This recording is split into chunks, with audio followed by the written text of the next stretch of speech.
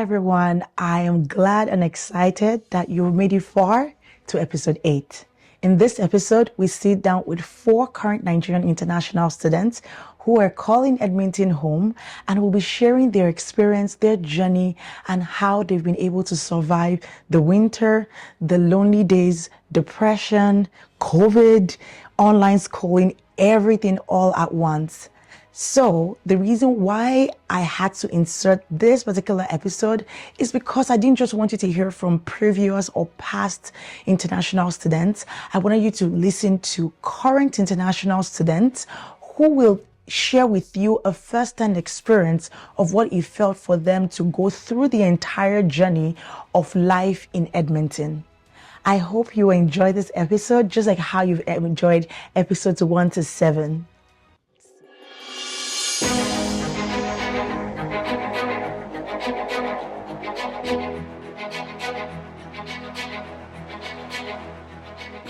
Hi, my name is Bena. My friends call me Bena. I am in my 3rd year, specializing in biochemistry in the University of Alberta. And my international student journey, though it's still continuing, has actually been an emotional roller coaster. And it all started in 2021. So I didn't come to university straight out of high school. I went to a 6th form college. I think that's what it's called, or a pre-degree college in Bridge House, because I graduated high school at the age of 15. So it was kind of too young to be going into university. So my parents just thought, just go to a college. Then after that college, I did apply to multiple schools in Canada. Canada was always the option from when I was very little. My parents would be like, you're going to Canada, you're not going anywhere else, you're not going to stay in Nigeria. So that's what I always thought. So I applied to different schools for nursing because that's what my parents wanted me to study. But I always wanted to study biochemistry. I don't know if it was because I knew what I wanted to do unconsciously, because I knew nothing about biochemistry, but I turned my parents' hand and they applied for both nursing and biochemistry in different schools. So University of New Brunswick, University of Ottawa, and University of Alberta. They also applied to another school, but I don't remember. So it was shocking that all the schools I applied for did not give me admission in nursing, but all of them gave me admission in biochemistry. So that's how I just knew that biochemistry was it for me. I just picked the University of Alberta because I was like, why not? It is top 5 in the country, so I guess I'm going to go to this school.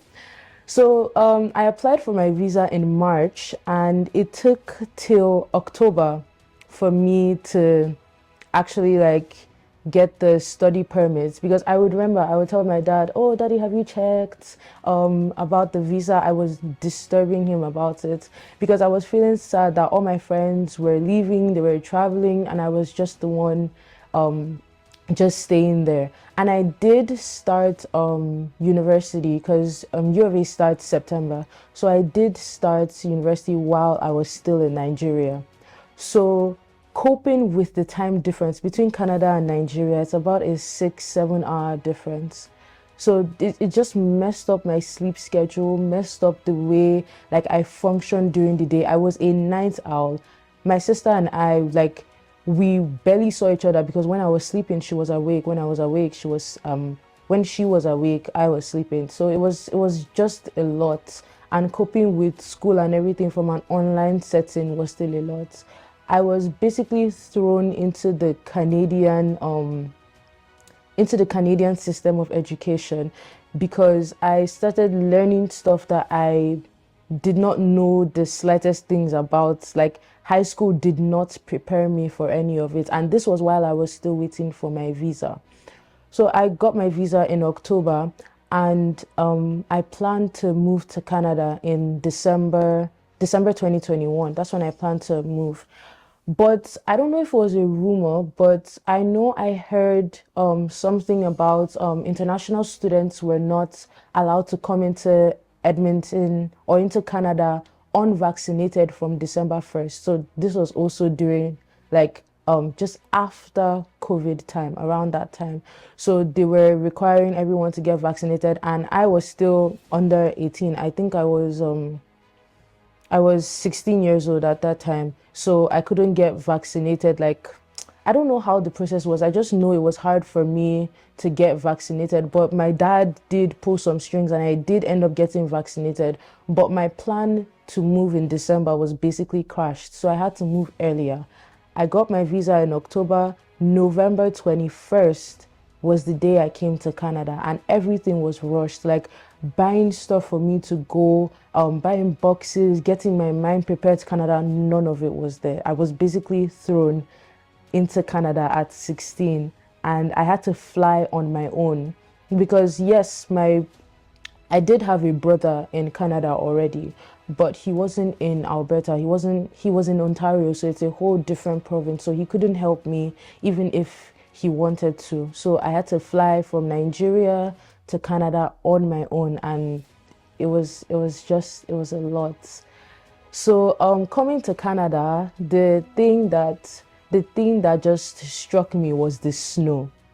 I've seen snow in films, like people be making snow angels, like snowmen and everything. And the second I got outside, I was just regretting my decision of coming to Canada because I got frostbite, which is very painful. It's not as nice as it sounds. I was crying because my the Uber that was meant to take me from the airport to my hotel where I was meant to do quarantine, I'm getting to that. That was another thing. But the Uber didn't arrive. So we basically paid $50 and there was a no-show.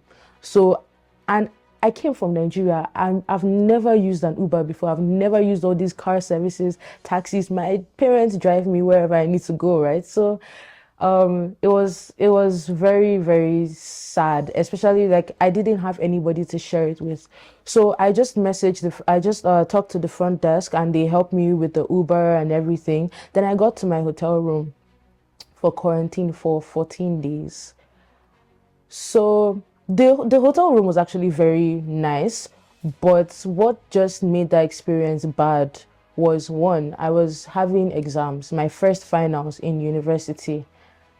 I was having it in quarantine online, and my birthday was around that time too. So I did spend my birthday in quarantine alone with none of my parents, none of my family or anything.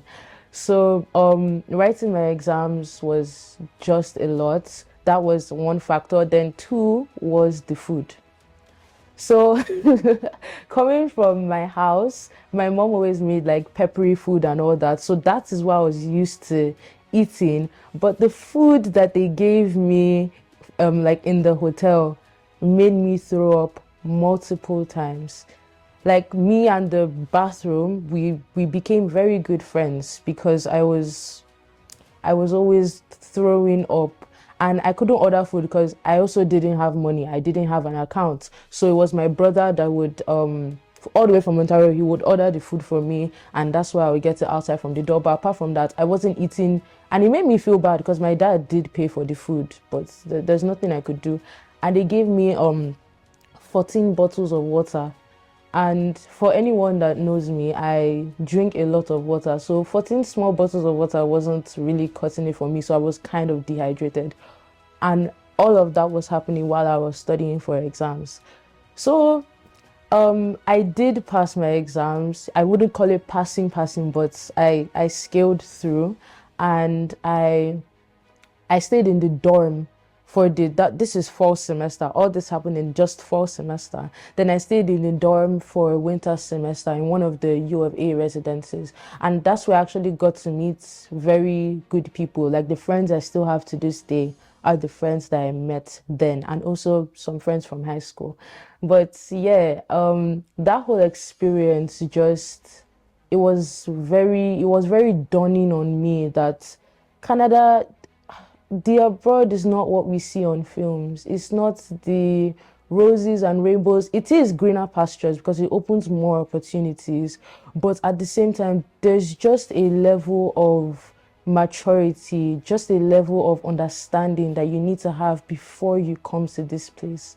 Because I was on scholarship when I started, But because I didn't understand the curriculum of this place, the way they set their questions, and again, I was in online, I wasn't really learning anything. Then in winter semester, they started doing some in-person classes. Then the next week is going to be online. So it just messed me up, and I lost that scholarship because of that. Like, to me, I used to tell myself that, oh, maybe I wasn't studying hard enough, but I realized that I wasn't mature enough to understand like the way this country works. I did not understand that.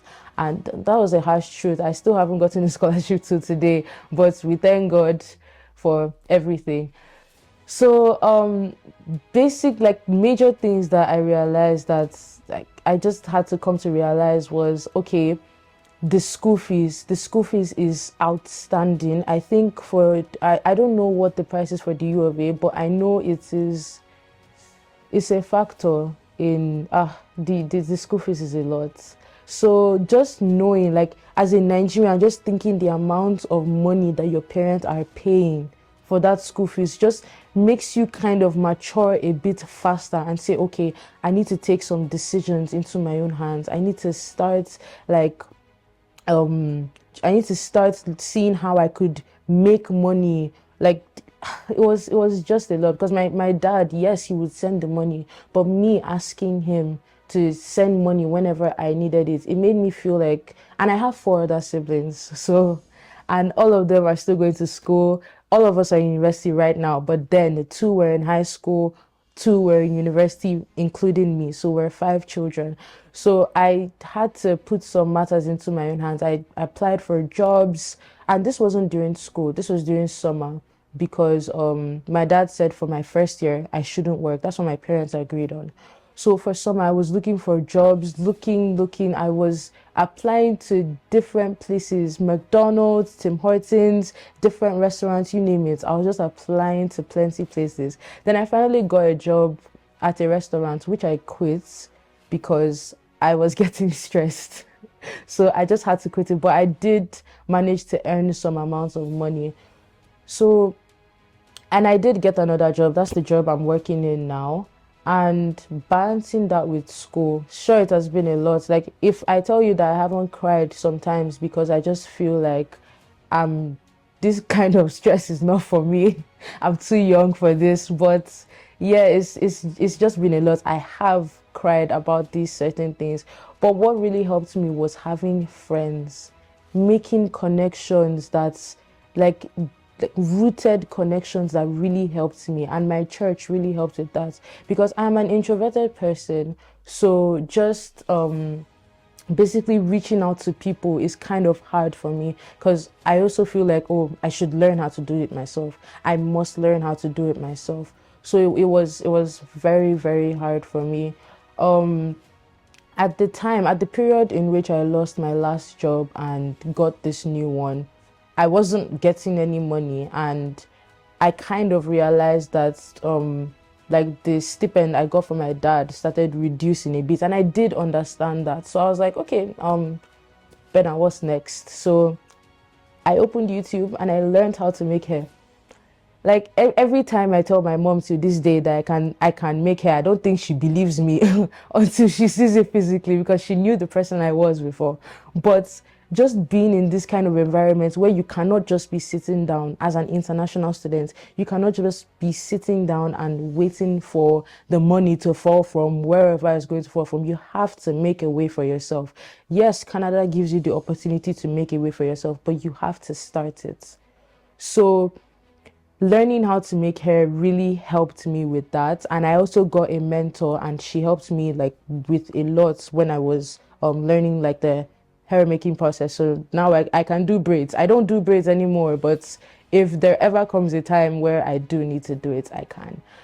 So back to what I was saying about the community, it really did help, because I found friends that I could talk to, people that I could not lay my burdens with, but share my burdens with, because they kind of understood where I was coming from. They understood what I was going through.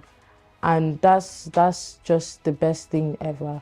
like the feeling of that warmth from people that are not even related to you, like people that are willing to call you up to check on you to see how you're doing. It's really amazing. Yeah.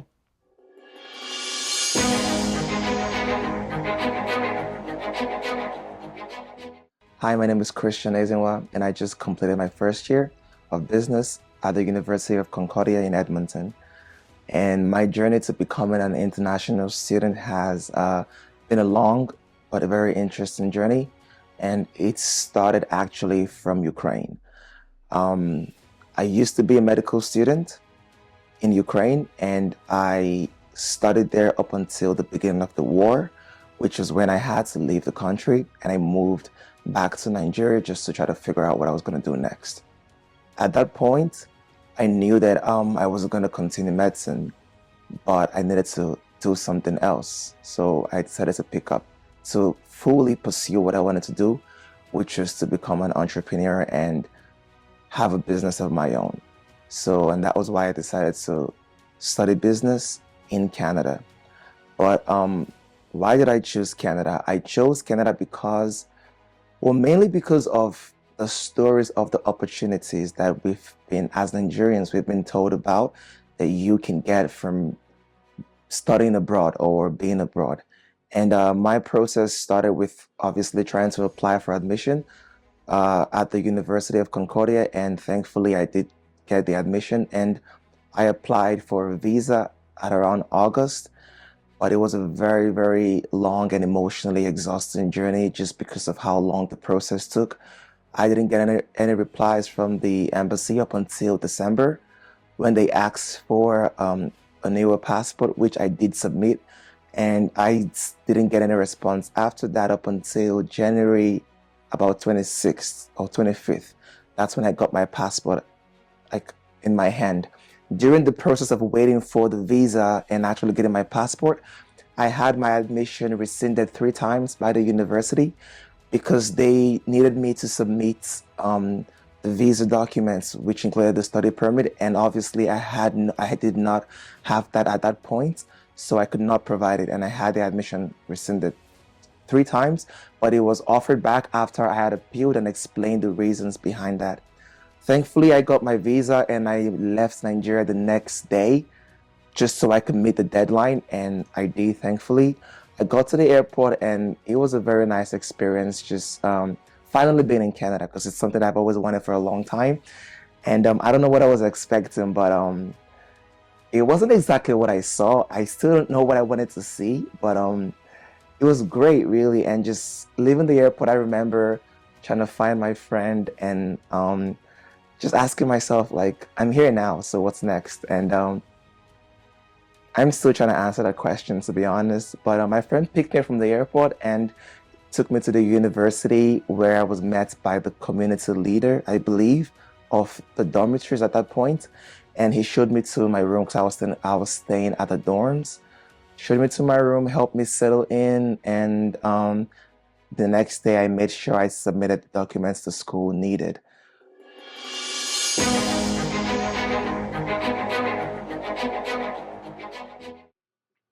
Hi, my name is Avari, and this is my journey as an international student in Canada. So the journey started um, in January, February last year, and to be honest, I wrote JAM, I wrote WAEC. These are like Nigerian exams. So I thought I was gonna go to Nigerian university, probably like a private university, and unlike most people, my parents picked my school for me, and I am actually glad they did because I may not have picked the best school for me. So I went for my medicals, and yeah, I think 4 months, about that kind of time, my visa was ready, and I traveled in December pretty much. And I'm a triplet, so I traveled with my siblings, and it was going to be the first time away from everybody together. I mean, I have one sibling here and another in another province. Well, it was just because we've gone to the same school our whole lives. So it took some adjusting to get used to it. And Arriving at the airport, I had a family friend that was waiting for me with her dad to come pick me up. So yeah, they were very friendly, like had meals prepped and packed away for us, which I'm so thankful for. And yeah, so I pretty much came in like very close to the beginning of the semester, so I had little time to get used to the weather, find my way around, and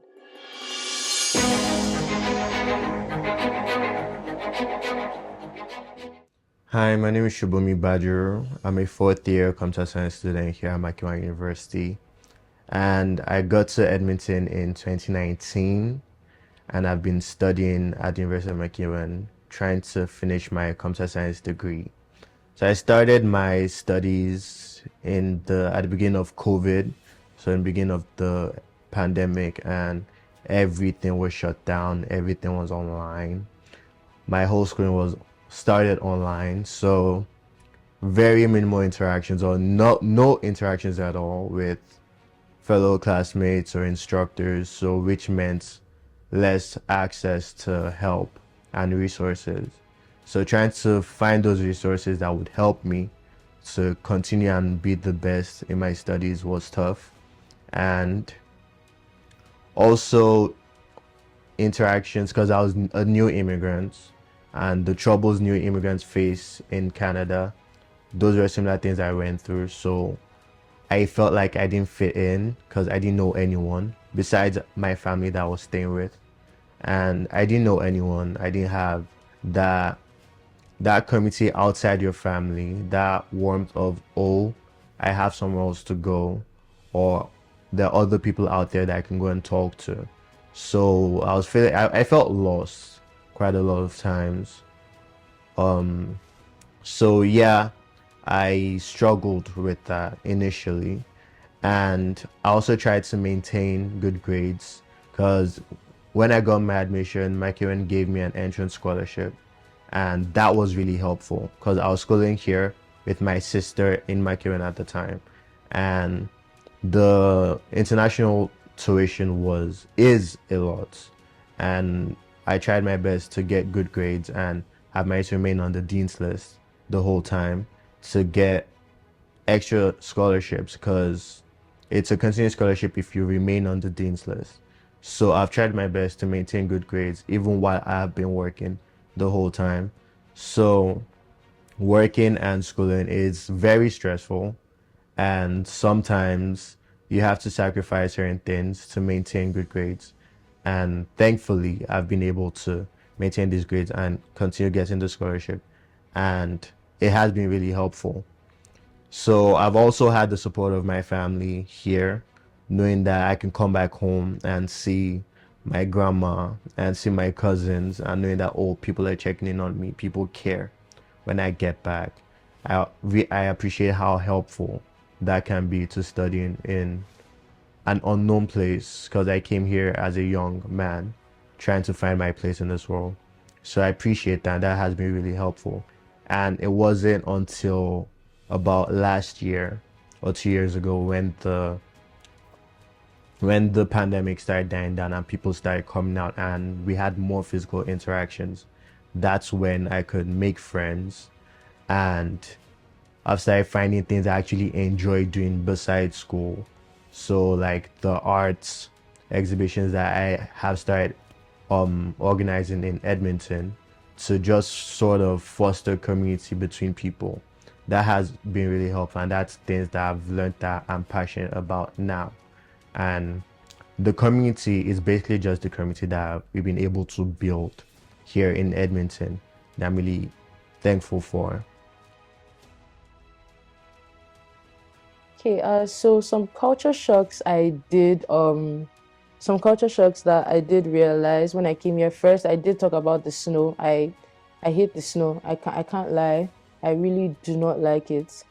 Because my fingers get cold easily, so it just makes me so stagnant. And I mentioned the thing about frostbite earlier when I first moved to Canada. So just feeling the cold on my fingers it just brings back those memories. But it makes me feel sad, but at the same time, it just makes me like think how far I have actually been since I got here first. Another culture shock was being in class and like just like the period of the class would run through. Like let's say you have a 1 hour lecture or a 15-minute lecture, it would run through, and 10 minutes before the class ends, people are packing up their bags.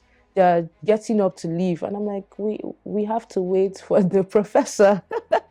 Don't we have to wait for the professor to leave the class? Because in Nigeria, that's how it is. Like, you cannot get up unless the teacher says class is over, and he carries his laptops and leaves the class. Like, we cannot do that. And addressing professors by their normal names. Well, the professors I have, they have doctorate degrees, so we put like doctor in front of their name. But other professors that only have like a PhD or something, there's no title for that.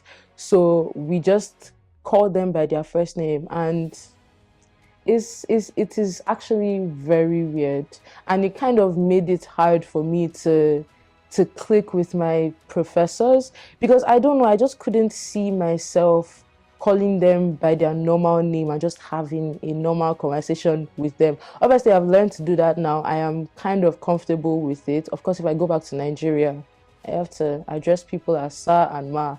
But here, like that connection with my professors, I just did not have it. And I think it was because of like the addressing them, because I just couldn't bring myself to just say their name, then ask them, oh, could you explain what you said in this slide? It was just very, very, very weird to me. Another culture shock, the food in this place. So it's the food here is actually not bad. It can actually be very nice. But I got sick a lot. I would get sick once every single month. It stopped now, but for the past year or so, like when I first got to Canada, I would get very sick every single month because of the food. Like I would just wake up one random day throwing up, and at some point I kind of knew, okay, it's because of the food I've been eating. So that sickness also did affect my grades a bit, because you can't concentrate on studying if you're sick. So yeah, that actually messed me up a lot. But I found good African stores that do sell some spicy food, and yeah, I just learned some recipes and I made them. So yeah. So, moving to Canada, I'd say a couple of the things that shocked me being here as someone who came from outside the country was, first of all, I did not know it took so long for a red light to turn green. I stood waiting at that light post for a while in that cold. But yeah, that was one of it. And secondly, here people address lecturers, which is generally like older people, by their first names. And it's not a regular thing in Nigeria. We're used to calling them by maybe ma or sir, or just adding some sort of title before their name. So I'd say those were two of the most shocking things that I experienced being an international student. So yeah, the first culture shock was the weather. The second thing was, I was so surprised at how friendly people are, because there's so many times that you find people that you're in an environment where you don't know anybody and nobody's willing to help. Well, I can't count how many times I got lost, and how many times someone was like, oh, this is where you're looking for, or you just have to like make a right the next place. And I can't tell how grateful I am for those people, because I mean, walking in the streets in the cold, that was not like a very beautiful experience. And what else? I didn't have so much of a shock when it came to food, because I wasn't really a picky eater. So I just had like the difficulty of finding where I can like get things to make my own homemade food. But apart from that, yeah, those are like the few things I experienced that were like shocking to me. And one thing I'm very grateful for is having a stable community. And I say stable community because you can have so many people around you that you may call friends, and they may not be there in the long run, or especially when you need them. So for me, one thing that helped me like get settled, especially in Edmonton, was having a stable community in school, in church, especially because I had leaders that like were you could call them at any time and they would be willing to talk to you, they'll be willing to listen, that kind of. Okay, so I'm in my third year now, and I've learned a lot, especially in the academic sense. Um, Nigerian schools are not the same as Canadian schools. That's just the point blank, like just straight up. It is not the same.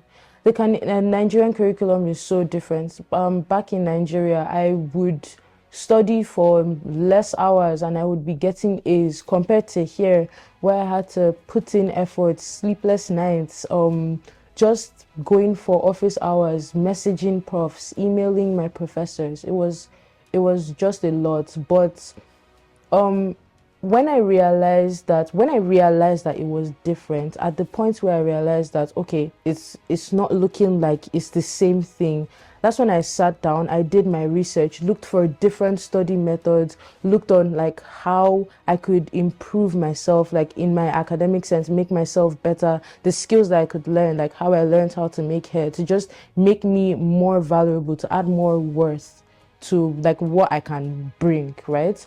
And especially after losing my scholarship was kind of an eye opener to me. I say kind of because I still didn't learn my lesson after that, sadly, but I have now. Better late than never. Settling into Canada was not easy just because I had to do everything on my own. But over time, I started to get a hang of it. It was not my first time being abroad because I had been in Ukraine before, but it was completely different because the cultures, the life, and everything was totally different. University here, I really like it. It's the classes in my university are not as big or not as small that you feel like you're being picked on. The class is just, the right amount of size and it's full of people from different places, from all over the world. So you don't really feel international. You don't really feel like a secluded group, you see the minorities and you see everyone else and it makes you feel inclusive in this multicultural community. And I would say that is something that I really, really loved just because, when I was in Ukraine, it was very easy for me to feel alone, or it was very easy for me to miss home just because I was easily reminded that, this was not home. But being in Canada and seeing people who looks like me and, in my class as my lecturers, as friends, it was a very liberating feeling too. And it made me feel less alone for sure. School life,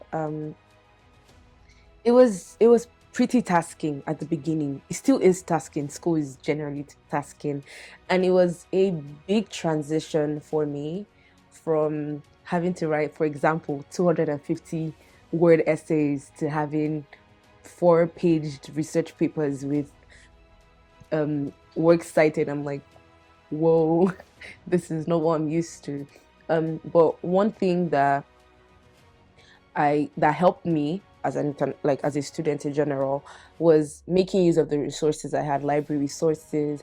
Being a Black student, there's a Black Student Association in my school. There is the Black Student Association in my school. So it's a safe space for African students pretty much. We have a study space, we have hangout events. Most times people they're like people that can help me out with questions I had. I remember one time I had this really tasking statistics assignment, and I just walked into the room and I was like, oh, is anybody taking stats here who can help me out? And within minutes, like I had a few friends come over, and then I was pretty much done with the assignment by the time they were done. So making use of the resources available to you pretty much. But one thing is highs and lows. In as much as you have so many people around you, there's still the tendency to feel lonely. I mean, my parents are thousands of miles away. It's like 7-hour, 8-hour difference sometimes, and you just want to see people. Coming from a family where the nuclear family and extended family is so tight, you don't know who is who coming from the outside. It took a lot of adjusting to. One thing for sure is you would lose friendships, especially you would, and a lot try to try to maintain the ones you can. What if you're going to get burnt out if you're trying to maintain every single friendship or relationship you had from Nigeria and coming here, because a lot of people are not going to understand. You hear things like, sometimes people say things like, oh, you're outside of Canada, you're outside of Nigeria rather, that means everything is going smoothly for you. And that necessarily might not be the case, because just because I changed my environment doesn't mean I don't have struggles of my own. So don't get burnt out trying to maintain a lot of things that you can't control. Like, try the most you can. Don't be a bad friend yourself, but try the most you can to maintain relationships with people. Set boundaries, because if you don't have them, I mean, yeah. Another thing I was gonna say is, there's this quote, I can't remember where I saw it, but is, man, know thyself, know your strengths. I'm loving psychology now, and I'm just beginning my second year. I'm not sure what I would have said if I was in the nursing program. Now, a lot of people thrive in the nursing program. I just feel like, personally, I thrive in like my own space. I love why I'm studying and everything. So know yourself. One thing I'm grateful for is the fact that being here enabled me to make certain decisions about my career that I might not have made if I was like still under the shadow of so many people. So know yourself. No, okay, I can't attend this, I can't do this, I can't do that. Like, know yourself. That's pretty much what I can say. For the lows, failure is inevitable. And when I mean failure, I don't mean like getting F's or anything, or like getting your not desired results. Is It happens. And one thing I tell myself is, I don't try to beat myself up over it. I try to pick up the pieces and move on. I try to not just stay at the spot, because what's staying at the spot going to do for me? I had to pick up, move on, find ways. If I need help, try to ask questions ask questions where necessary, when you need help or when you're in doubt, because if you don't ask questions, you're pretty much going to be in confusion. That's the word that comes to me. Yeah, I've been able to maintain my position on the dean's list my whole degree because I've managed to learn time management skills. So also being able to sacrifice certain things. So when I have an opportunity to go have fun, sometimes I decide to go study, and I decide to. It's just a conscious effort to balance everything. It's been a hard skill to learn, but it is doable. And also trying not to burn out in the process, because that is something I also realized, that once I get burnt out, there's really nothing much I can do anymore. So learning those skills to balance everything and also find your interest. So I started digitally painting last year, and I realized that gave me passion to do other things. So sometimes when I'm getting very fed up with work and school, I look to these interests, I look to these other things that keep me excited, because otherwise you burn out and there's nothing more you can do. So these skills and these interests like painting or drawing or music, these are just other things that push me and give me enough motivation to actually go through with my studies. And there are also a lot of scholarships out there. There's scholarships from school, and there are also scholarships from other organizations. So looking for these scholarships and also trying to get my grades well have been really helpful to paying my tuition as an international student here in my country.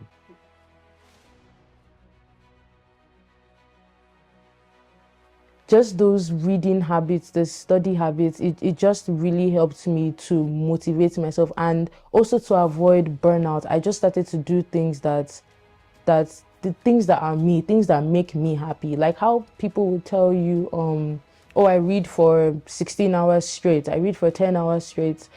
Sure, it would work for them, but you also have to find what works for you. And this is going to like future international students. Before you get here, actually do like research on what you want to study. Understand what that course is going to entail, how much work you have to put. I'm not saying one course is easier than the other, but you know your capacity, you know what you can handle. So just try and understand, like what it would take for you to move on, because university can be mentally draining. University can actually be mentally draining. Sometimes you would sit down in your room and you'd be asking yourself why you're here, but you are here for a reason. You are here for a reason. You got accepted for a reason. So understanding that just made me move a long way, and with friends and everything, like talking to people in my degree, make friends. Make friends. You can say, oh, I'm introverted, I don't really talk to people. Make friends. Even if they're not going to be your close friends, peer buddies, they are going to help you. You might seem like, oh, they might not really understand because they're not from the same country. If they're not from the same country, find somebody in the same country as you in your degree. If you cannot find somebody, you can find an alumni or something. The person doesn't have to be in your year. If you cannot find anybody that comes from the same country as you, you're going to have to make friends or like form peer groups with people that are not the same ethnicity as you. And you will see in the long run, you would actually like gain something. And also for the parents, I would say just be patient with your kids, because another thing that really helped me through, and I bless God for my parents. They were so patient with me. They were so patient with me. Like sometimes I would just call them, like I would call them crying and be like, I'm tired, I'm stressed, I don't want to do this. But they were always with me. Like they would always tell me, just keep moving. And that kind of patience actually helped me through a lot. Them understanding, because I always had this persona about my parents that they want excellence.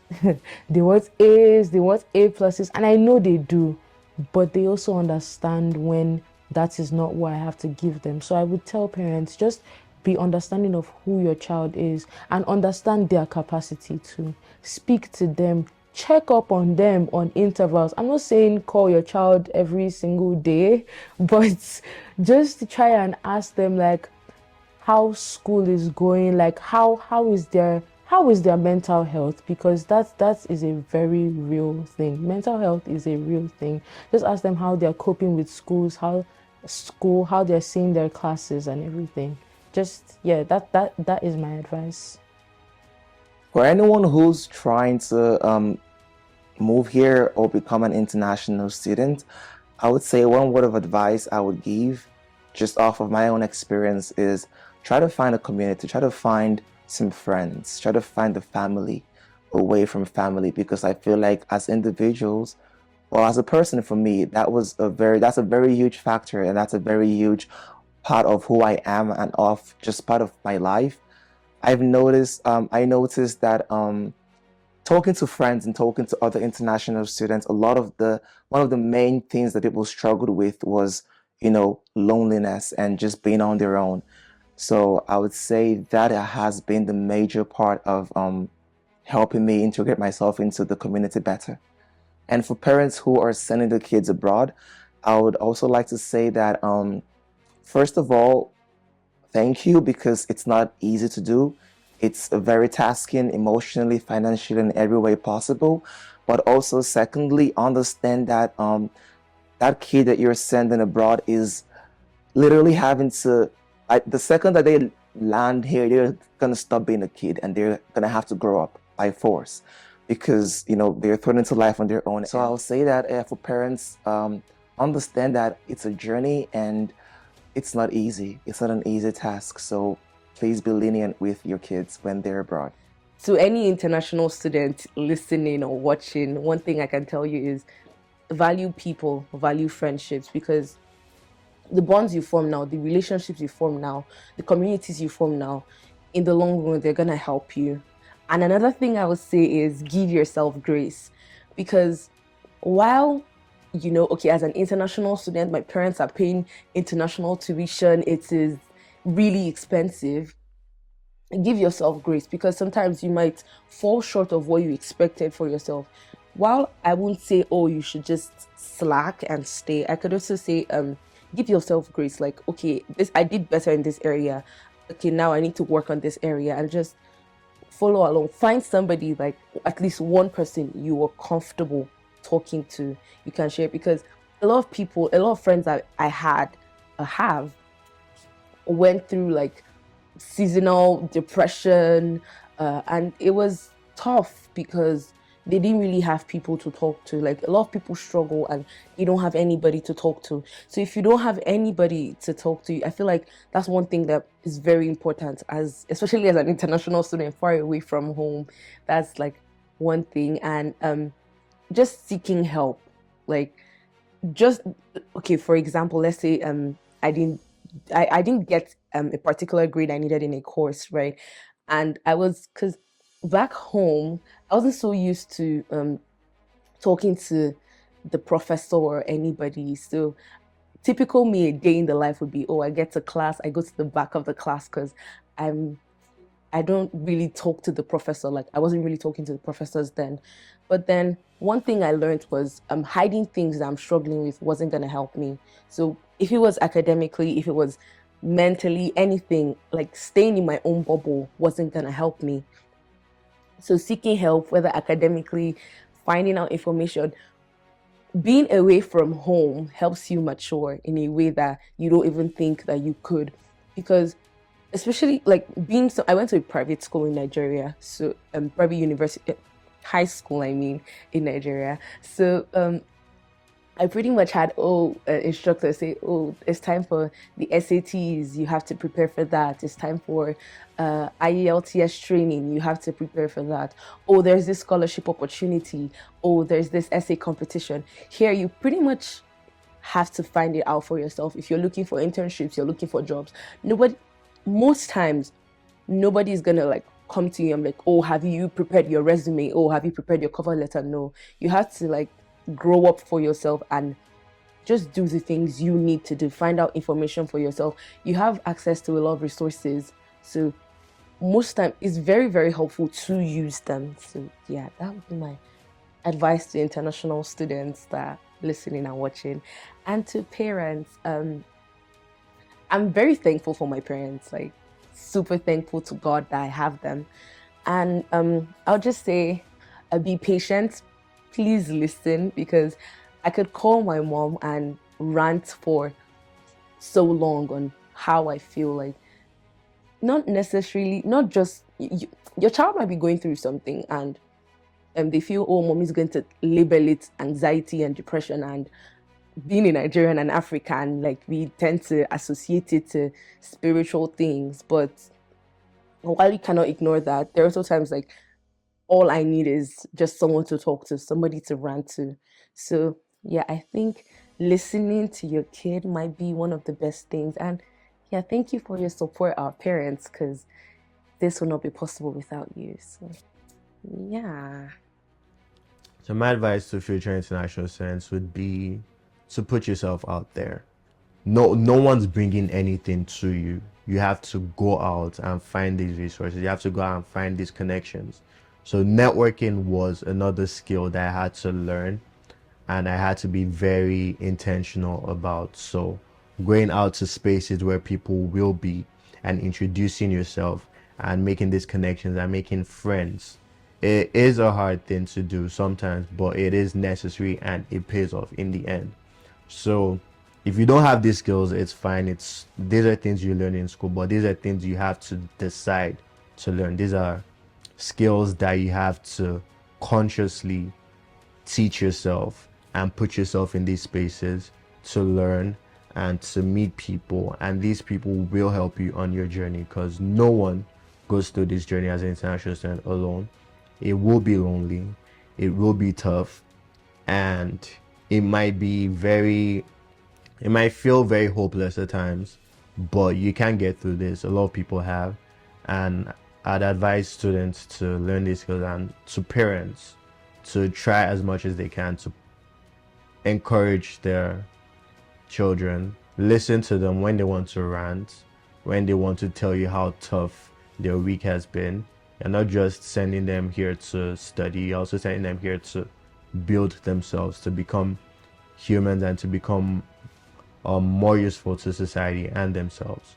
So my advice would be to listen to them and just be there for them to rely on.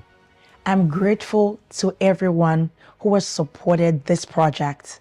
It is so dear to my heart. And you would ask me, Aanu, are you an international student? And the answer is no. I've never been one, but I'm married to one.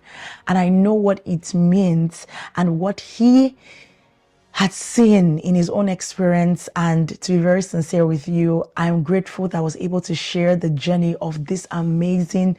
Altogether, we had 10 people share their stories, and there are thousands and thousands of them out there. So to you parents, we say thank you for sacrificing a lot to get your children here for a better life. To you, that international student who is watching me, you can do it. You can make it. The sky is just a stepping stone.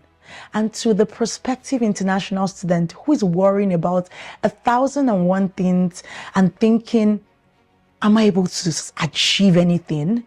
You can see from this 10 students, both current and past, that with God and with your education, with your support from your parents, from your friends, and from your loved ones, you can do anything and achieve everything your heart ever desires. So, as we wrap this up, I want to also say a big thank you to Tell Us Story Ive. I want to say a big thank you to the University of Alberta School of Business. Thank you for sharing your beautiful location with us.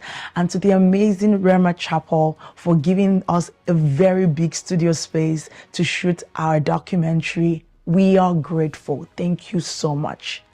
I'm hoping to have this for season 2, so you have to watch out. But before I go, I want to tell you this.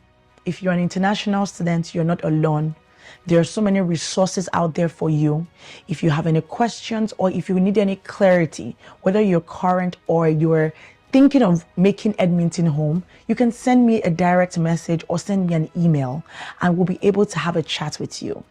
And for my current international students, know that there is a family and a support system that's here to share the burden with you. So if you're ever stuck, make sure that you reach out to any of these beautiful participants that we have had today, and they've been able to share their journey. And to all the participants, 10 of you were amazing. Thank you for sharing your story. To my amazing 1909 Media production crew who produced this documentary, y'all went above and beyond to make this a success, and I am forever grateful to you. To my family, to my friends, and to everyone that has shared this amazing project with their friends and family, God bless you so much. I am eternally grateful to you. So till I see you on season 2 of Between Two Worlds, my name is still Aanu Adedire. Have a wonderful day. Bye.